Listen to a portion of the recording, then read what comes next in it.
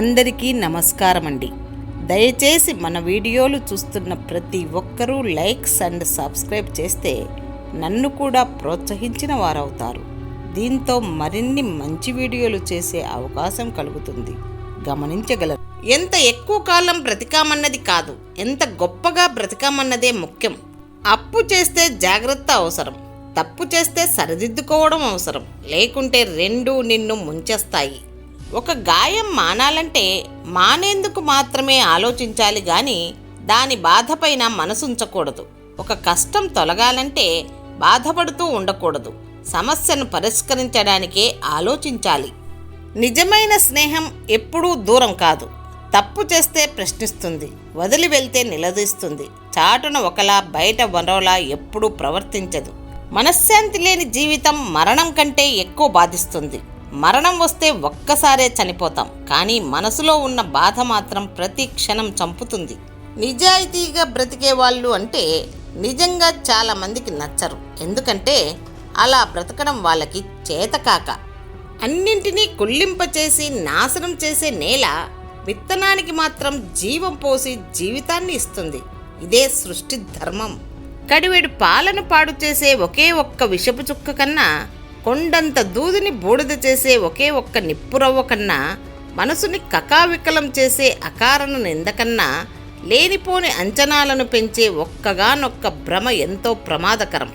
బంధం నిరూపించుకోవాలంటూ నటించే వారికంటే నిజాయితీగా ఉంటూ దూరంగా ఉండేవారే అవగాహనతో ఉంటారు. డబ్బు అనేది నోరు లేకుండానే పలికిస్తుంది, కళ్ళు లేకుండానే శాసిస్తుంది, చేతులు లేకుండానే ఆడిస్తుంది, కాళ్ళు లేకుండానే నడిపిస్తుంది. లేని బంధాలను కలిపేస్తుంది, ఉన్న బంధాలను తుడిచేస్తుంది. పరుల సొమ్ము పాము వంటిదే అని పెద్దలు ఊరికే అనలేదు. పక్కవారి సొత్తును మనం పొందిన ఏదో ఒకరోజు మనల్ని బాధ పెట్టక తప్పదు. పక్కవారి ఏడుపు మీద నీ భవనం కట్టుకోకు, ఏదో ఒకరోజు కూలిపోతుంది. కేవలం డబ్బుంటే సరిపోదు, మంచి వ్యక్తిత్వం ఉంటేనే సమాజం గౌరవిస్తుంది. ఒకరిని మెప్పించాలని కాదు, తమకు నచ్చినట్టు బ్రతకడంలోనే తృప్తి ఉంటుంది.